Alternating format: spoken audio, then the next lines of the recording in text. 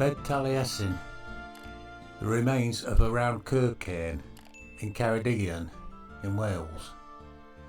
It is rumoured to be the legendary grave of the esteemed 6th century Welsh poet Taliesin, chief bard of the island of Britain.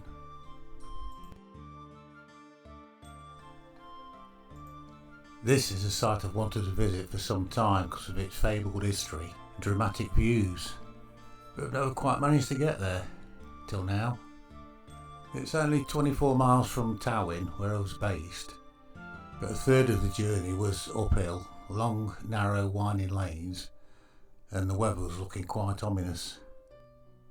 But I got there okay. As soon as I arrived at the site, it brightened up. It was lovely. And I was not disappointed. It sits on a level shelf below a craggy hill, with the promissory views I was hoping for. And this enigmatic megalithic structure, despite it being badly disturbed, with the capstone barely 6 foot long, was still very impressive.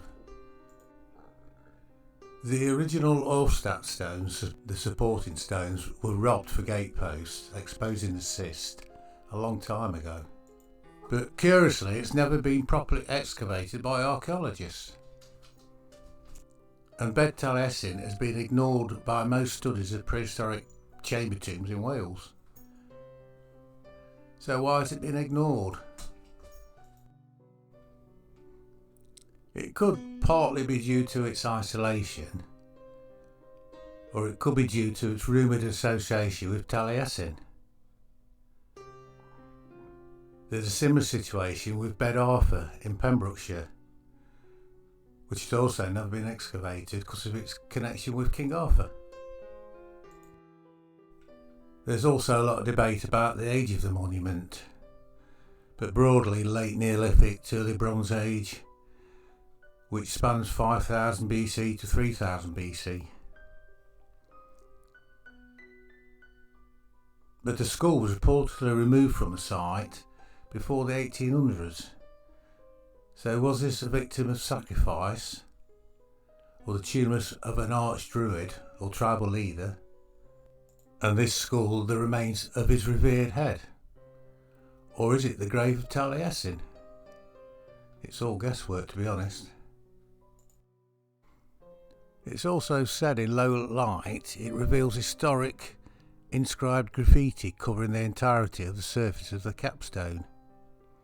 In places the graffiti is covered with subsequent lichen growth, but I didn't have the right light to see it when I was there. There are so many conflicting and varying stories regarding Taliesin, the poet, out there, so I've just picked through a few and got some general information. Now, Taliesin was a Celtic chief of bards, a poet of great renown, who is reputed to have served in the court of King Arthur. Said to be a real historical figure, heavily influenced by myth. A man, but also a myth. And his divinatory skills were said to be in high demand. Now, Taliesin and Merlin both had magical origins, but were not the same person, as some think. And his name means shining brow in the Welsh language. And several locations in Wales have been attributed to or named for Taliesin. Now, the mythical origin, or the tale of Taliesin, says that he was originally a servant who was ordered to guard a special potion crafted by Ceredigion, who, according to Welsh legends and folklore, was a white witch or goddess. Now, the first 3 drops of this potion would make one beautiful and intelligent and clever, wise and witty. The rest was deadly poison. Now, while Taliesin was guarding this secret potion, he accidentally spilt 3 drops on his hand as he was stirring it. As it burned him, he placed his thumb in his mouth as a reflex, and instantly he gained the gift of prophecy and poetic inspiration.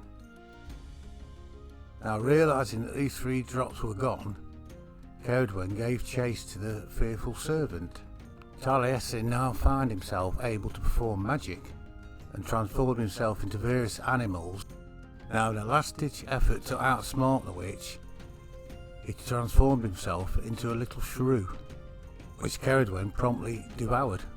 Now, eventually, the White Witch found herself pregnant. And when the time came, she brought Taliesin into the world for a second time. And moved by his beauty, she decided to seek no further vengeance, and fostered the boy with Elfin, the future legendary lord of Ceredigion. And this led to him working in the court of King Arthur, as the stories go. Now, another legend says that Chief Elfin reputedly discovered a coracle floating in a salmon weir in the prince's lands, and the infant Taliesin lay inside it. But I think this is from a modern fiction book by Stephen Lawred. I remember because I've read it. A good book.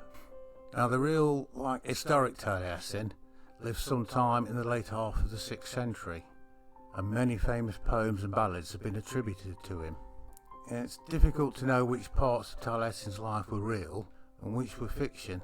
And some say he grew up in the area around Taliesin, and in his old age he returned to die here, and now lies buried in the hills above the village named after him, Bedd Taliesin. And a lot of people say he lived when Christianity had taken deep root in Wales, and his works are said to show strong Christian beliefs. So would he have been buried in a pagan tumulus? But many still believed in the old ways and kept it quiet. So who can say? Here was Taliesin, chief of bards.